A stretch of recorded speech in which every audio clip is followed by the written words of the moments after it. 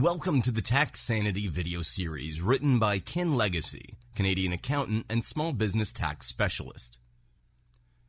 This video is going to give you 7 essential insights and 6 common misconceptions about dealing with CRA. Have no doubt that you need to know what to expect or drown in incorrect assumptions and uncertainty.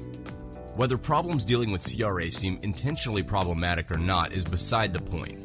Remember that CRA is great at processing tax returns, payments, and all other routine compliance activities.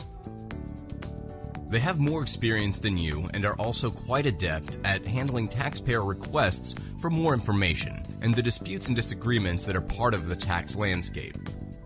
The following insights are not in any particular order. 1.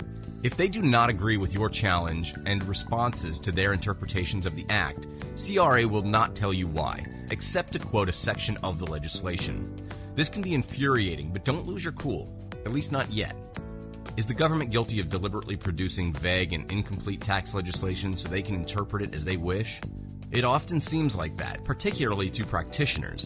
But it works both ways, because tax court judges get frustrated too, and this is often not helpful to CRA's cause. This means you can push the limits. 2. CRA does not encourage taxpayers to seek professional help and are not required to inform you of your rights or their obligations.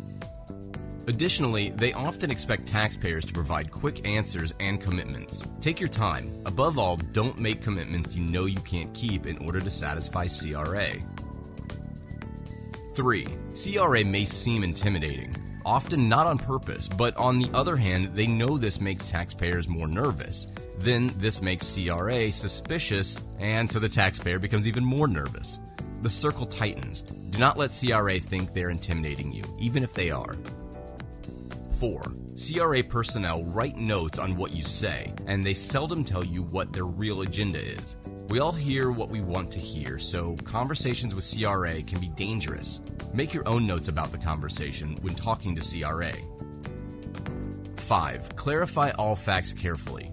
Most tax problems are caused by CRA interpreting the facts to fit you into a tidy tax corner. This makes their jobs easier because they know a certain percentage of people give up without a fight. Keep notes confidently on facts pertaining to important financial transactions as well. Use the words "without prejudice" on all correspondence and answers on questionnaires related to facts and dates to ensure these facts can be amended or clarified based on new information or interpretations. 6. Be up to date on your research. CRA uses the same reference material tax professionals do, mostly the CCH, but remember the CRA is not quick in communicating changes in law or even their own policies to their staff. This might give you the upper hand in some cases. 7. CRA likes to ask questions and have questionnaires completed as part of a desk review or audit process. Many would argue CRA has no authority to demand answers outside of court, and that they only have access to books and records. The point is, be careful what responses you provide to questions. Clarify the questions. Request reasons for difficult ones. If you don't have the answer, or the work is too onerous to provide the answer, say so. If the answer is incriminating, seek professional advice. Use legal privilege where possible. That way, you don't have to answer any questions. Stay honest and get to the point. They will thank you. Now let us look at the most common misconceptions people have with CRA and the alternatives that will help get you to where you want to be. Misconception: you're assumed by CRA to be totally guilty of a misdeed. Alternative: go the other extreme and prove you're totally innocent by being brutally honest. Misconception: delaying CRA will help your cause.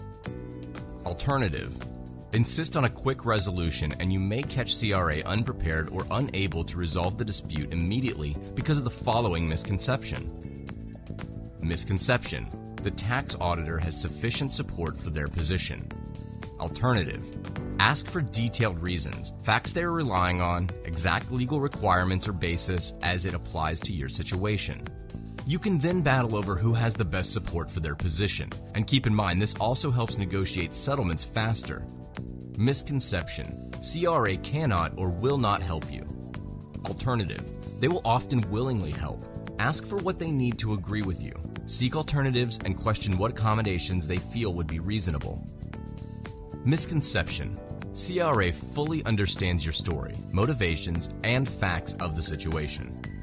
Alternative, CRA personnel know you're trying to save tax, so don't deny the obvious. Ensure their facts and understanding of what your own decision process is are absolutely correct. You don't want to start arguing facts at the appeal level because the onus of proof is already on you to ensure you have provided the correct facts. What you want to use are the facts most supportive of your position. Misconception. CRA assumes you have the means to pay their reassessment, penalties, or interest.